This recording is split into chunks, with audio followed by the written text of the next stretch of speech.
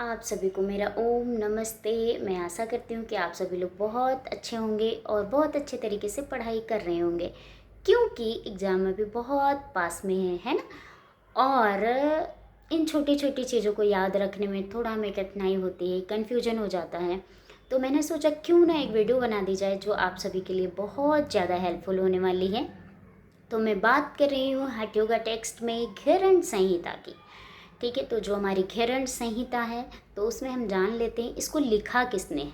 तो घेरण संहिता के लेखक हैं महर्षि घेरण जी हैं और इसमें 7 प्रकरण बताए गए हैं। ठीक है, और यहाँ पर प्रकरण मतलब अध्याय बताया गया है। तो इसमें 7 प्रकरण होने की वजह से ही इसे हम सप्तांग योग के नाम से जानते हैं। तो अब इसका सीक्वेंस याद होना बहुत ज़रूरी है कि कौन से प्रकरण में क्या बात कही गई है। तो इसके लिए हम 1/9 नंबर का श्लोक देखते हैं। तो कहते हैं शोधनम दृढ़ता चैव स्थैर्यम धैर्यम च लाघवम प्रत्यक्षम च निर्लिप्तम च घटस्य सप्त साधनम। यानी कि क्या कह रहे हैं, शोधन है, दृढ़ता है, स्थिरता है, धैर्य है ना, लघुता है, प्रत्यक्ष है, निर्लिप्तता है। तो ये हमारे क्या हैं, 7 अंग बताए गए हैं।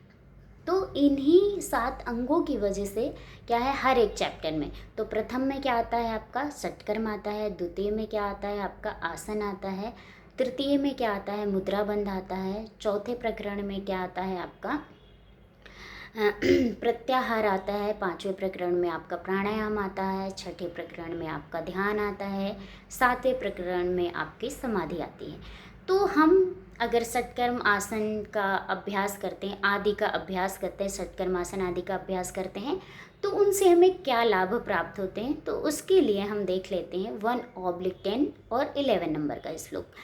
और ये जो मैं बताने जा रही हूँ बहुत ही ज़्यादा इम्पॉर्टेंट है, क्योंकि ये क्वेश्चन मैचिंग के लिए ऑलरेडी आ चुका है और ऐसे क्वेश्चंस बार बार पूछे जाते हैं। तो कह रहे हैं, कहते हैं षटकर्मणा शोधनम च आसनेन भवे दृढ़म। फिर उसके बाद में कहते हैं कि मुद्रया स्थिरता च प्रत्याहारेण धीरता प्राणायामम लाघवम च ध्यानात् प्रत्यक्षात्मना समाधिना निर्लिप्तम च मुक्तिरेव न संशया। अब कितनी अच्छी बात है कि इस 1/10 और 11 नंबर श्लोक को अगर हम याद कर लें तो सारी चीज़ें हमारी एकदम क्लियर कट है। ठीक है, क्या कह रहे हैं षटकर्मणा शोधनम च, यानी कि क्या होता है जब हम षटकर्म का अभ्यास करते हैं तो शोधन हो जाता है, यानी कि शुद्धिकरण हो जाता है। आसनेन भवे दृढ़म, यानी कि जब हम आसन का अभ्यास करते हैं तो क्या होता है, दृढ़ता आ जाती है। फिर क्या कह रहे हैं मुद्रया स्थिरता च प्रत्याहारेण धीरता, यानी कि जब हम मुद्रा का अभ्यास करते हैं तो हमारे अंदर स्थिरता आ जाती है, और जब प्रत्याहार का अभ्यास करते हैं तो हमारे अंदर धैर्य आ जाता है। फिर प्राणायामम लाघवम च, यानी कि जब हम प्राणायाम का अभ्यास करते हैं तो लाघवम यानी कि लघुता, हल्कापन हमारे शरीर में आ जाता है।